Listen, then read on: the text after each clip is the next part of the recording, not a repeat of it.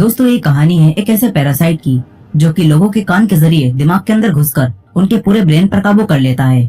अब वो पैरासाइट इंसानों को काबू करके उनसे क्या क्या करवाएगा, चलिए देखते हैं इस पूरी कहानी में। तो कहानी की शुरुआत में हम कई सारे पैरासाइट और अजीबोगरीब क्रिएचर्स को देखते हैं जो कि गंदे समुद्र से बाहर आकर अब शहर की तरफ बढ़ने लगते हैं। इसके बाद हम एक हस्बैंड और वाइफ को देखते हैं जो कि आराम से सो रहे थे, लेकिन तभी एक पैरासाइट यहाँ आकर उस आदमी के कान के अंदर घुस जाता है। थोड़ी देर के लिए वो आदमी काफी तड़पता है, लेकिन फिर वो शांत हो जाता है। अब इसके बाद हम एक लड़के शिंची को देखते हैं जो कि आराम से गाने सुन रहा था। तभी यहाँ एक और पैरासाइट आकर उसके कान में घुसने की कोशिश करता है, लेकिन शिंची ने ईयरफोन लगा रखे थे, इसीलिए अब वो पैरासाइट नाक के जरिए अंदर जाने लगता है। तभी शिंची उसे देखकर उसे दूर फेंक देता है।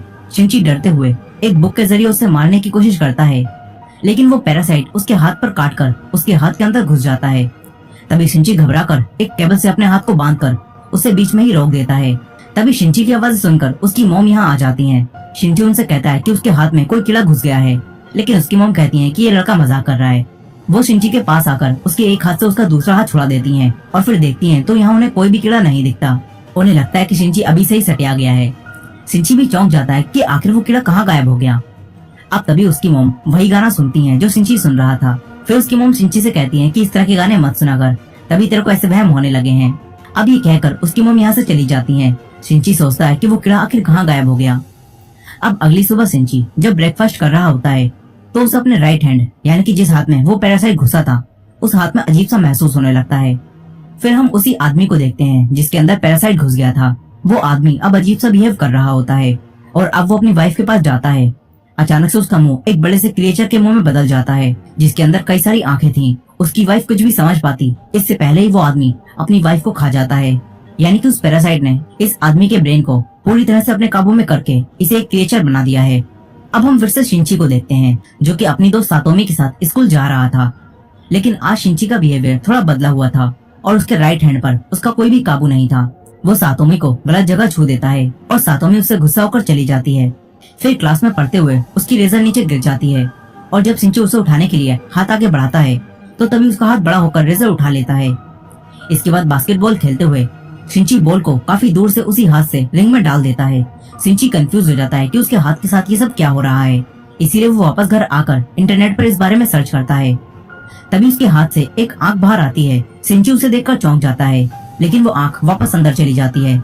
शिंची अब अपना हाथ काटकर आंख निकाल कर देखने वाला था, लेकिन तभी उसका हाथ एक बड़े से सांप में बदल जाता है और उसे ही डरा देता है। फिर उसका हाथ एक छोटे क्रिएचर में बदल जाता है। शिंची उसे देखकर काफी डरा हुआ था। तभी वो क्रिएचर कहता है कि मैं फेल हो गया। शिंची कहता है कि ये मेरे हाथ को क्या हो गया। तभी वो क्रिएचर भी कहता है कि ये मेरे हाथ को क्या हो गया। अब वो क्रिएचर शिंची की बातों को दोहराने लगता है। फिर वो शिंची को बताता है कि मैंने तुम्हारा हाथ खा लिया है। वो क्रिएचर शिंची से कहता है कि मुझे बात करना सिखाओ।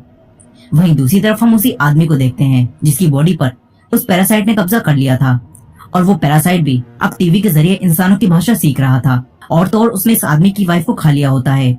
अब अगले दिन सुबह शिंची जब सोकर उठता है तो वो देखता है कि वही क्रिएचर जो कि उसके हाथ से जुड़ा हुआ है वो उसका लैपटॉप और बुक से इंसानों से जुड़ी इन्फॉर्मेशन पढ़ रहा है। शिंची उससे कहता है कि मैं हॉस्पिटल जाकर तुझे कटवा दूंगा, कि मैं तेरे हाथ की सेल से जुड़ा हुआ हूँ, इसलिए तुम्हें अपना पूरा हाथ कटवाना पड़ेगा, जो कि शिंची कभी भी नहीं करवा पाएगा। अब वो पैरासाइट शिंची को बताता है कि वो उसकी पूरी बॉडी पर कब्जा करने की कोशिश कर रहा था, लेकिन क्योंकि शिंची ने उसे हाथ में ही रोक दिया तो इसके बाद वो शिंची के हाथ पर ही कब्जा कर पाया और अब वो दोनों एक दूसरे से जुड़ चुके हैं। ये क्रिएचर कहता है कि तुम मेरे होस्ट हो और मैं अपना होस्ट के बगैर कुछ भी नहीं कर सकता। फिर वो क्रिएचर कहता है कि तुम मुझे मिगी बुलाओ।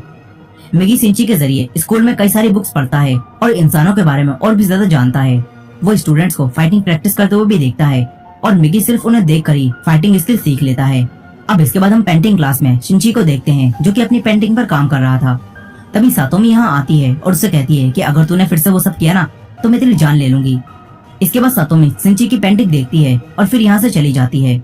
अब स्कूल के बाद शिंची रात में जब बात ले रहा होता है तो तभी मिगी कहता है कि मुझे तुम्हारी बॉडी को इन्वेस्टिगेट करना है। मिगी शिंची की पूरी बॉडी को देखने लगता है।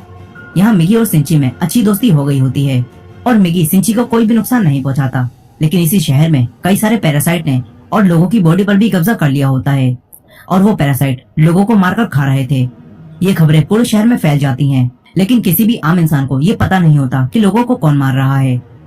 अब एक दिन शिंची बस से कहीं जा रहा था, तभी मिगी सिंची से कहता है कि मुझे यहाँ पर किसी अपने जैसे पैरासाइट होने का एहसास हो रहा है।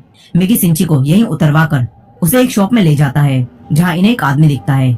उसके शरीर पर भी एक पैरासाइट ने कब्जा कर लिया था और वो आदमी एक नॉर्मल आदमी को मारकर खा रहा था। उस आदमी को भी एहसास हो जाता है कि सिंची के शरीर में एक पैरासाइट है, इसीलिए वो आदमी सिंची को इंसानों का मीट खाने के लिए देता है। लेकिन फिर उसे पता चलता है कि सिंची का ब्रेन अब भी उसके काबू में है और पैरासाइट उसके हाथ से जुड़ा हुआ है। अब तभी मिगी को कुछ एहसास होता है। मिगी सिंची से कहता है कि अब ये तुम्हें मार देगा, यहाँ से भागो। सिंची बाहर निकलने की कोशिश करता है लेकिन उससे दरवाजा नहीं खुलता। तभी वो आदमी सिंची के पास आता है और अपना एक हाथ काट कर मिगी से कहता है कि तुम सिंची के हाथ को छोड़कर मेरे हाथ पर आ जाओ। लेकिन मिगी और सिंची में अच्छी दोस्ती हो गई थी, इसीलिए मिगी उसके हाथ पर जाने से मना कर देता है। फिर मिगी सिंची की जान बचाने के लिए इस पैरासाइट से फाइट करता है और क्योंकि मिगी ने सिंची के स्कूल में स्टूडेंट को फाइट करते हुए देखा था, इसलिए सिंची उन्हीं मूव्स का इस्तेमाल करके इस पैरासाइट के ब्रेन और बॉडी को अलग कर देता है, जिससे वो पैरासाइट वहीं मर जाता है। अब तभी यहाँ कोई आने लगता है। सिंची पीछे के दरवाजे से जहाँ से वो आया था वहीं से भाग जाता है। सिंची अपनी मॉम को इस बारे में कुछ भी नहीं बता पाता। यहीं अब इस शहर में काफी लोग गायब हो रहे थे और उनकी लाशें मिल रही थी। सिंची के अलावा कोई भी नहीं जानता था कि उन्हें पैरासाइट मारकर खा रहे हैं। सिंची मिगी से कहता है कि तुम अपने पैरासाइट दोस्तों से कहो कि वो लोगों को मारकर ना खाएं। लेकिन मिगी कहता है कि हमारा खाना इंसान है। वो कहता है कि जैसे तुम इंसान सब्जियां और एनिमल्स को मारकर खाते हो, वैसे ही हम जिंदा इंसानों को खाते हैं।